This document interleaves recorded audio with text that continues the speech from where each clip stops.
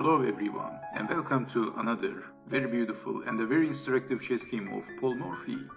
And in this game, Paul Morphy has the white pieces, and his opponent is Alexander Beaufort Meek once again. And this game was played in New York in 1857, and Paul Morphy starts the game with playing e4, e5, knight to f3, knight to c6, bishop to c4, Italian opening, bishop to c5, b4, Evans gambit, bishop takes on b4, c3, bishop to a5, and Paul Morphy castled. Knight to f6, d4, knight takes on e4, bishop to a3, d6, blocking the bishop, d5, attacking the knight. Knight takes on c3, and black is 3 pawns up. Paul Morphy captures the knight. Bishop takes knight, attacking the rook. Rook to c1, attacking the bishop. Bishop to b4. And Paul Morphy captures the bishop. And then knight takes bishop, and it's white to move. And Paul Morphy played queen to a4, that's check, also attacking the knight. Knight to c6, d takes on c6, b6, and this game is very interesting because if this game would play in the 21st century, let's say, probably black could resign in this position because black is losing a piece. But on the flip side, black has 3 extra pawns against the knight. We have rook from c to d1, queen to f6, rook from f to e1, a6, and black is threatening to play b5, forking the queen and the bishop, queen to a3, and Alexander Beaufort Meek castled.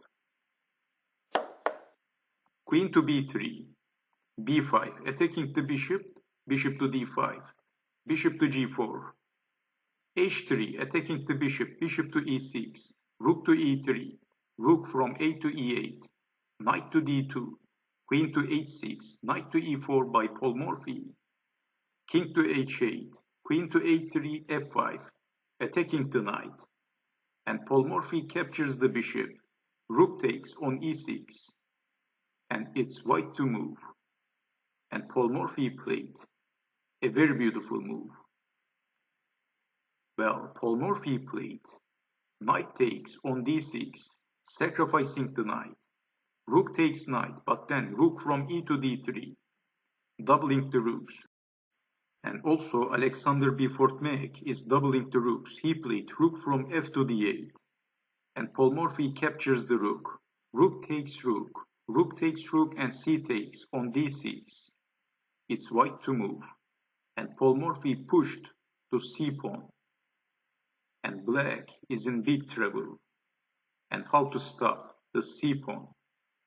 Alexander Beaufort Meek desperately played queen to e6. And it's white to move. And can you guess the next move of Paul Morphy? Paul Morphy played a very beautiful move.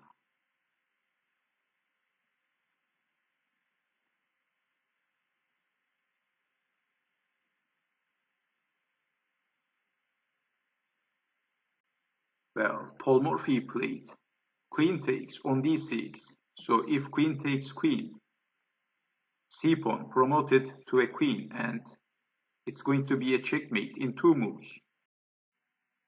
And let me demonstrate the position just for fun. Queen takes queen, c pawn promoted to a queen, only defense. Queen takes queen, that's checkmate.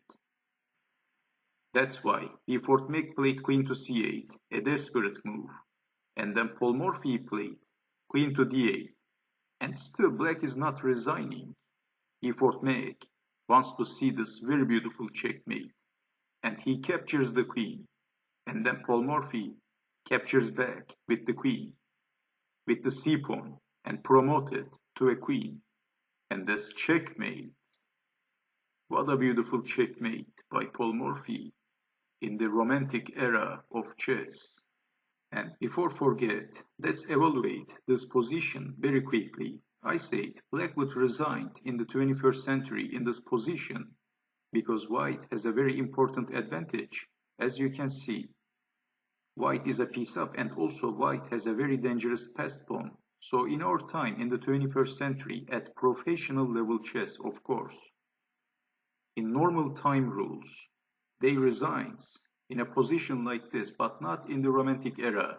They won't quit easily at higher level chess for that time. But of course, black has 3 pawns, so it's not all over yet for sure.